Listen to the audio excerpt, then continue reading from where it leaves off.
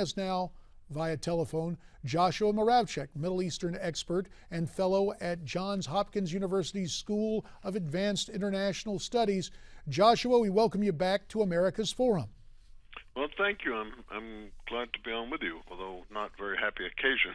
It is not a happy occasion, but it certainly is part and parcel of the theme of your book, Making David into Goliath, how the world turned against Israel.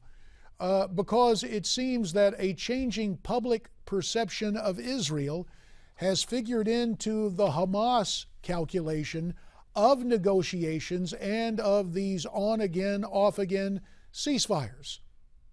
Well, I think that's right. I think that Hamas is following a political strategy. That is, I think Hamas must know that it's not going to defeat Israel on the battlefield, but it hopes, and it has reason to hope, that it can defeat Israel in the realm of international public opinion, and therefore put unbearable pressure on Israel to make concessions, which in turn are not concessions that are going to lead to a peaceful settlement. They're concessions that Hamas wants to enable it to receive a freer flow of weapons from the outside, so that it can resume the warfare at a time of its convenience, better armed and more lethal. Joshua, a media analyst appeared with us about a week ago, and he said he thought the reason for the change in perception and the change of media treatment of Israel in the United States is that instinctively our press pulls for an underdog.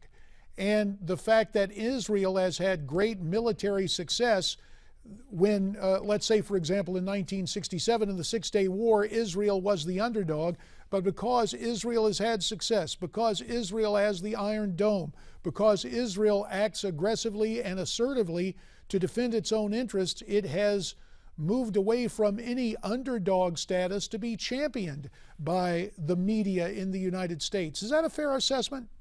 Well, I think it's fair as far as it goes, but I really think that doesn't get to the whole story. In fact, it only gets to a little part of it, because the other part of it, in my view, is that our press, and we know this from polls that have been done among journalists, our press very heavily sort of leans leftward.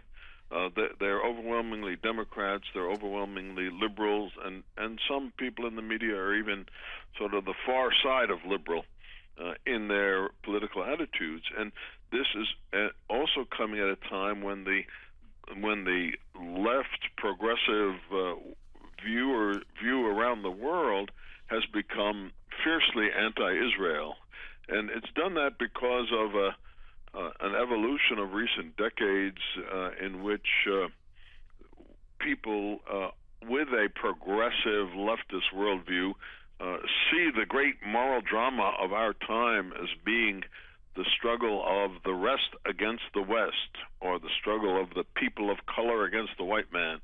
And if you have that ideological frame and you look at the world through that, then you see Israel, well, they're the Western white guys, and the Palestinians are the anti-colonial people of color, and your sympathies are overwhelmingly on the Palestinian side. And I think that left progressive way of looking at the world is very much suffused throughout the media. Well, we take a look at the media, we take a look at the academic world, and maybe you can offer insights there from Johns Hopkins. But there also seems to be a couple of other things at work. What some call a type of self-loathing, and we only have a minute on this, so we'll have to make it brief, Joshua. Self-loathing by some American Jews on the left to take up the cause of Hamas. Is there some validity to that description? Well, I think there's some validity, but all the people that I've met, and I've met many of them, are actually people who don't loathe themselves at all. These are usually people who are very narcissistic, and what they like to say is, well, I'm better than other Jews, I'm better than other Americans, I'm such a broad-minded person that I can stand against my own people. And that's an interesting take on it. Unfortunately, we'll have to leave it there. Joshua Muravchik, the author of Making David into Goliath, How the World Turned Against Israel. We're going to have you back real soon. We look forward to having you back, Joshua. Thanks very much. Thanks. It's always my pleasure.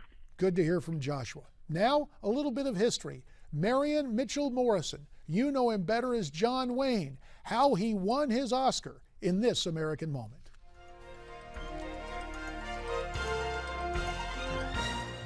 It was a night filled with stars as Hollywood came out in strength to honor its own at the 42nd Academy Awards. Nominated for Best Actor that year were Dustin Hoffman, Jon Voight, Richard Burton, Peter O'Toole, and John Wayne. Born Marion Morrison in Winterset, Iowa, even at birth, the future movie icon was breaking records, weighing in at 13 pounds.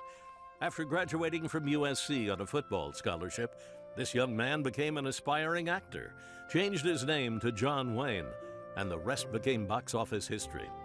A veteran of some 150 films, Wayne received his first Best Actor Award nomination in 1939 for his role in The Sands of Iwo Jima.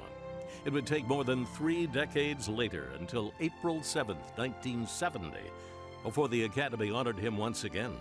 But this time, he won the Best Actor Award for his role as a one-eyed sheriff in True Grit. I've said it before, and I'll say it again. I think this is a great country. Actress Maureen O'Hara, when asked to describe her friend, summed up the man best with 3 words: John Wayne, American. You're watching An American Moment on Newsmax TV.